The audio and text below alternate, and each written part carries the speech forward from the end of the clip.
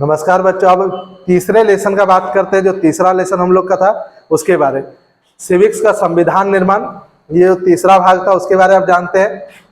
इसमें भी सिर्फ कुछ क्वेश्चन आपका नोट्स में दिया हो गया था और ये लेसन भी हम लोग का पूरा कंप्लीट हो चुका था। सिर्फ जो नोट्स का क्वेश्चन है उसी का रिवीजन चल रहा है, उसी क्वेश्चन को आप ध्यान से देखिए। संविधान सभा के बारे में हम लोग पढ़े थे। संविधान सभा में दो देश के संविधान के बारे में पढ़े थे, एक भारत का संविधान और एक दक्षिण अफ्रीका का संविधान। भारत का संविधान में हम लोग पढ़े थे कि संविधान सभा की पहली बैठक कब हुई थी। तो याद रखिएगा, संविधान सभा की जो पहली बैठक हुई थी वो दिसंबर 1946 में संविधान सभा की पहली बैठक हुई थी। दूसरा क्वेश्चन है, किस वर्ष भारतीय संविधान की प्रस्तावना, जो भारतीय संविधान की प्रस्तावना है उसमें धर्मनिरपेक्ष शब्द को जोड़ा गया। तो याद रखिएगा 1976 में धर्मनिरपेक्ष शब्द को संविधान में शामिल किया गया, जोड़ा गया था। The long walk to freedom किसके द्वारा लिखित आत्मकथा, आत्मकथा समझते होंगे, अपने जीवन के बारे में लिखा गया। तो ये जो लिखा गया था किसके द्वारा, नेल्सन मंडेला, नेल्सन मंडेला के द्वारा इस पुस्तक को लिखा गया था।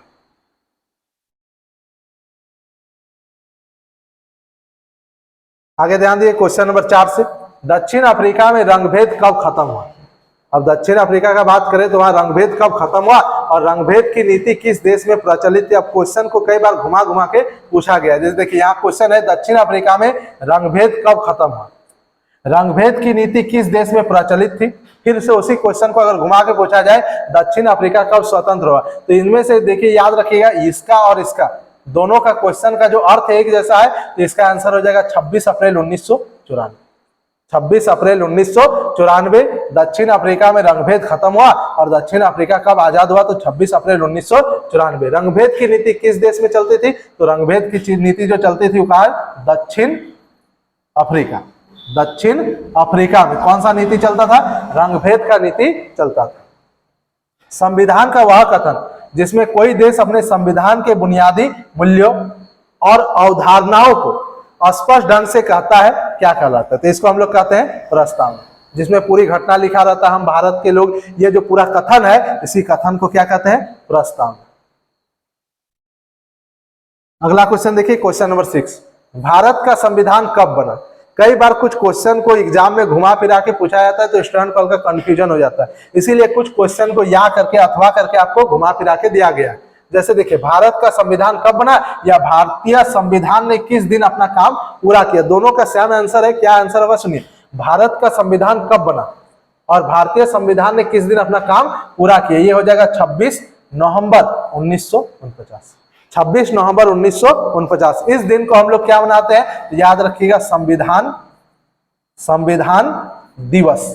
संविधान दिवस, संविधान दिवस कब मनाया जाता है, तो 26 नवंबर 1949। कब संविधान बनकर तैयार हुआ, 26 नवंबर 1949। संविधान सभा ने किस दिन अपना काम पूरा किया, 26 नवंबर 1949। समझ गए।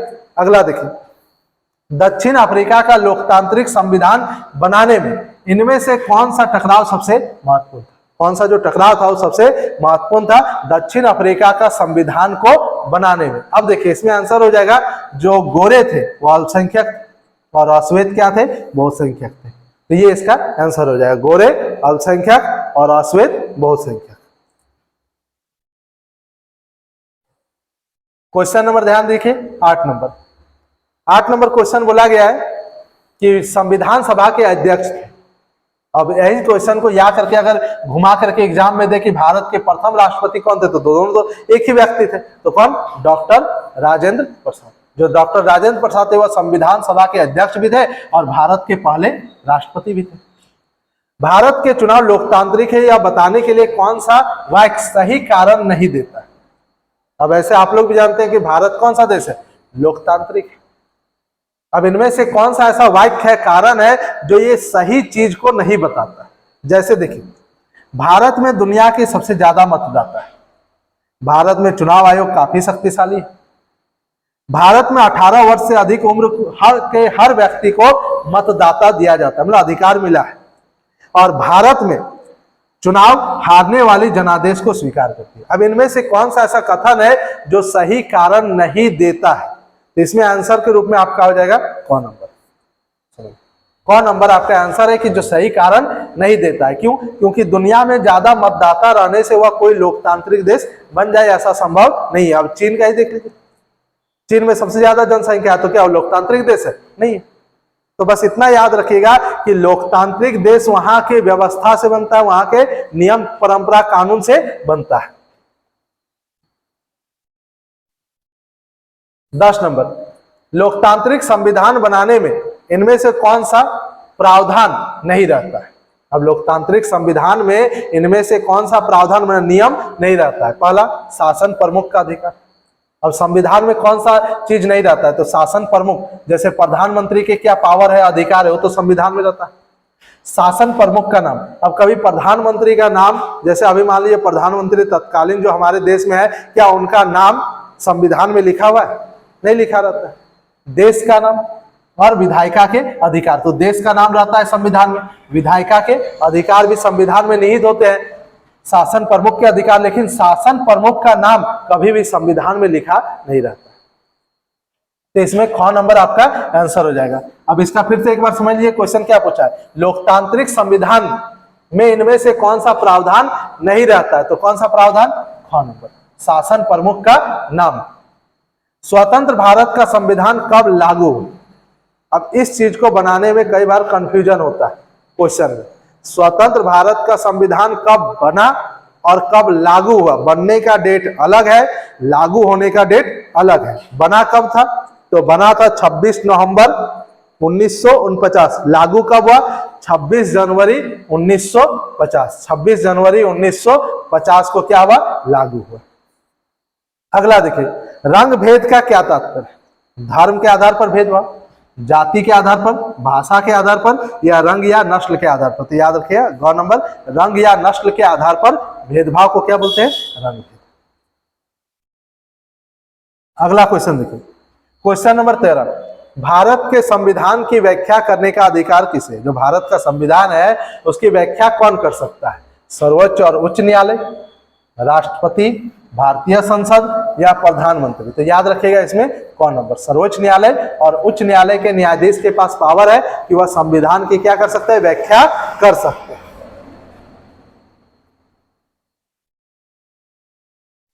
क्वेश्चन नंबर 14 से आप ध्यान दीजिए। आप लोग पढ़े होंगे संविधान में उद्देश्य प्रस्ताव के बारे में। उद्देश्य प्रस्ताव के बारे में क्या क्वेश्चन है? देखिए, उद्देश्य प्रस्ताव किसने पेश किया था? इनमें से कौन भारतीय संविधान सभा के सदस्य नहीं थे? अब दोनों क्वेश्चन के लिए ऑप्शन जैसे एक ही दिया गया है, तो पहले इस क्वेश्चन को ध्यान दीजिए। उद्देश्य प्रस्ताव किसने पेश किया? तो उद्देश्य प्रस्ताव के लिए हम लोग पढ़े थे जवाहरलाल नेहरू। कब? 13 दिसंबर 1946 को। एक दूसरा, इनमें से कौन भारतीय संविधान सभा के सदस्य नहीं थे? मतलब भारतीय संविधान में वह शामिल नहीं थे। तो याद रखिएगा महात्मा गांधी। महात्मा गांधी संविधान सभा में सदस्य के रूप में शामिल नहीं थे।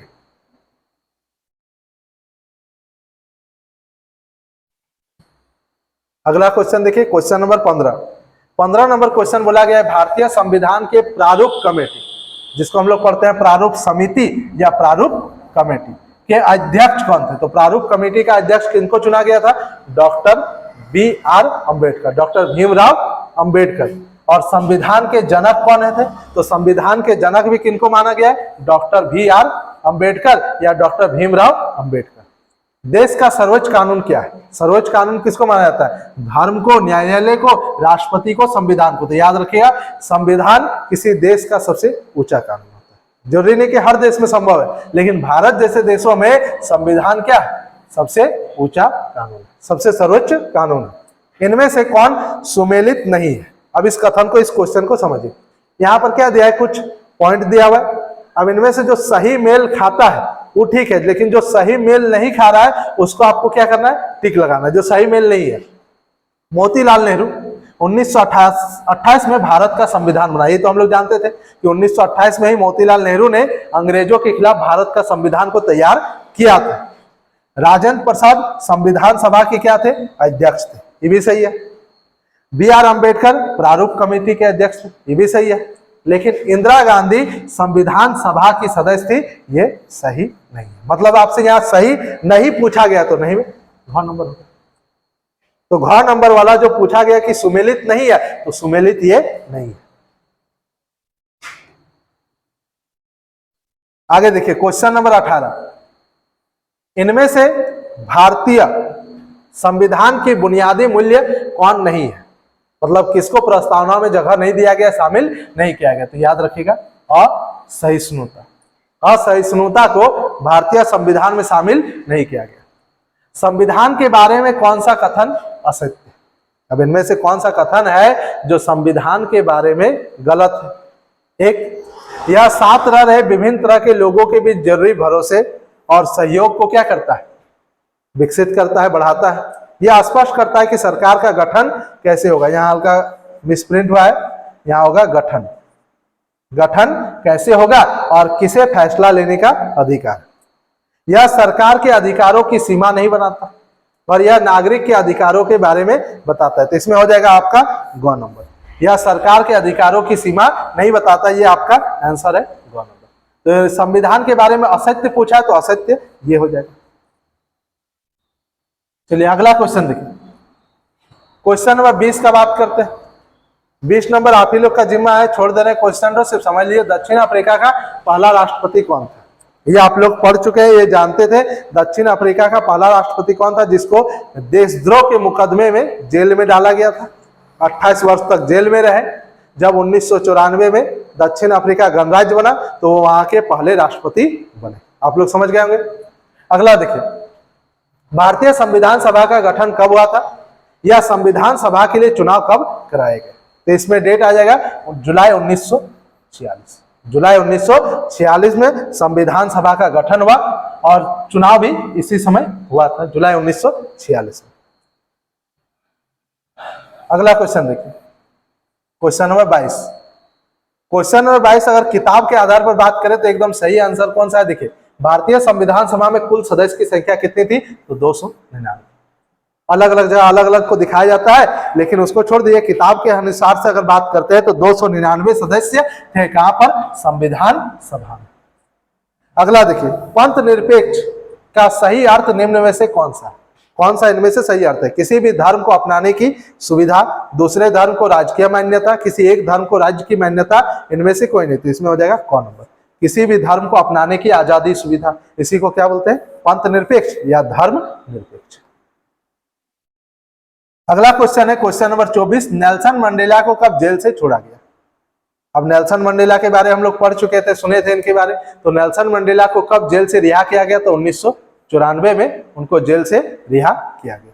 बेरोजगार लोगों के लिए बेरोजगारी भत्ते की व्यवस्था करना, ये किससे संबंधित है? अब बेरोजगार जो लोग हैं उनको बेरोजगारी भत्ता देना, ये किस चीज से संबंधित है? तो ये याद रखिएगा, मौलिक कर्तव्य से संबंधित। किससे? मौलिक कर्तव्य से।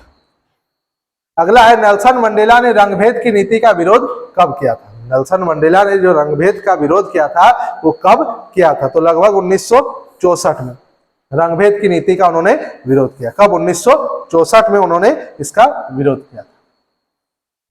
27, सरकार किसी भी धर्म का पक्ष नहीं लेगी, यह संविधान का कौन सा निर्देशित मूल्य है? अब देखेंगे कभी कुछ देशों में, धार्मिक देशों में ये चीज होता है कि धर्म और सरकार दोनों एकजुट होते हैं, लेकिन धर्मनिरपेक्ष देशों में सरकार का धर्म से कोई रिलेशन, कोई रिश्ता नहीं होता है। मतलब यहाँ क्या बोला है? देखिए, सरकार किसी धर्म का पक्ष नहीं लेगी। यह संविधान कौन सा निर्देशित मूल्य है? समानता को, संप्रभुता को, धर्मनिरपेक्ष, अखंडता। तो याद रखिएगा धर्मनिरपेक्ष। भारत एक ऐसा देश है जिसको हम लोग धर्मनिरपेक्ष कहते हैं। भारत का धर्म से कोई लेना देना नहीं है। तो मतलब हम लोग भारत को कैसा मानेंगे? धर्मनिरपेक्ष। और वही है, सरकार किसी धर्म का पक्ष नहीं लेगी, ना हिंदू का, ना मुसलमान का, ना सिख का, ना ईसाई का। विश्व का सबसे बड़ा लिखित संविधान किस देश का? तो याद रखिएगा भारत का जो संविधान है ये पूरी दुनिया का सबसे बड़ा और लिखित संविधान में माना जाता है। 29 नंबर, किस देश को 1980 में अल्पसंख्यक गोरों के शासन से मुक्ति मिली? तो गोरों के शासन से मुक्ति मिलने वाला कौन सा देश है? तो इसमें याद रखिएगा दक्षिण अफ्रीका। दक्षिण अफ्रीका को 1980 में गोरों के शासन से क्या मिली? मुक्ति मिली। भारत के संविधान के निर्माता कौन थे? तो भारतीय संविधान के निर्माता में कौन आ जाते हैं? डॉक्टर भीमराव अंबेडकर, जिनको भारतीय संविधान का जनक भी माना जाता है, प्रारूप कमेटी का अध्यक्ष भी माना जाता है। प्रत्येक नागरिक को अपनी प्रतिनिधि चुनने, जन प्रतिनिधि के तौर पर चुने जाने का अधिकार कौन देता है? ये अधिकार हम लोग को संविधान देता है कि हम लोग चुनाव में खड़े भी हो सकते हैं और चुनाव में प्रतिनिधि सदस्य के रूप में चुने भी जा सकते हैं। अब क्वेश्चन नंबर आए 32 से, इनमें से कौन भारतीय संविधान सभा के सदस्य नहीं थे? जो संविधान सभा था उसमें वो शामिल नहीं थे। तो भीमराव अम्बेडकर तो थे ही, जवाहरलाल नेहरू भी थे और डॉक्टर राजेंद्र प्रसाद भी थे। तो कौन नहीं थे? महात्मा गांधी संविधान सभा में शामिल नहीं थे। मोतीलाल नेहरू, कांग्रेस के अन्य 8 नेताओं ने भारत का एक संविधान कब लिख दिया था? इन्होंने 1928 में ही अंग्रेजों के खिलाफ एक संविधान तैयार कर दिया था। नेल्सन मंडेला को दक्षिण अफ्रीका के सबसे भयावह जेल में 28 वर्षों तक रहना पड़ा। वह जेल कौन सा द्वीप में? जैसे भारत में सुने होंगे सबसे भयावह जेल माना जाता था काला पानी, सुने होंगे या बताए होंगे काला पानी के बारे। तो ठीक उसी तरह यहाँ पर जो नेल्सन मंडेला थे उनको 28 साल तक जेल में बंद रखा गया था। और वह कौन सा द्वीप में, कौन सा टापू में? तो टापू का नाम याद रखिएगा, रॉबेन द्वीप। रॉबेन द्वीप में उनको 28 वर्ष तक जेल में बंद रखा गया था। क्वेश्चन नंबर 35 देखिए, दक्षिण अफ्रीका में रंगभेद के खिलाफ जब जनता के संघर्ष और विरोध बढ़ने लगा तो वहां की सरकार ने अपनी नीतियों में क्या बदलाव शुरू किया? कौन कौन सा बदलाव? भेदभाव वाले कानून वापस ले लिए गए, राजनीतिक दलों पर प्रतिबंध उठा लिया गया, नेल्सन मंडेला को आजाद कर दिया गया। इनमें सभी, तो इनमें सभी। और यही घटना है जिसके कारण वहां के अश्वेत लोगों को आजादी मिली थी। लोकतांत्रिक शासन वाले देशों में किसका होना जरूरी है? अब लोकतांत्रिक शासन वाले देशों में कौन सा चीज का होना जरूरी है? राजा का, संविधान का, युद्ध का या अकाल का? किसका होना? तो याद रखिएगा, संविधान का होना जरूरी है। अगर संविधान है तो लोकतांत्रिक देश सबसे सफल देश माना जाता है। भारत देश ने किस आधार पर हुए बंटवारे की विभीषिका झेली थी? भारत में जो बंटवारा हुआ था 1947 में, पढ़े होंगे, ये बंटवारा किसके आधार पर हुआ था? धर्म, जाति, भाषा या भूमि के आधार पर? तो याद रखिएगा, धर्म के आधार पर यह बंटवारा हुआ था। और इसी बंटवारे के कारण भारत को एक भयानक दर्द भी झेलना पड़ा।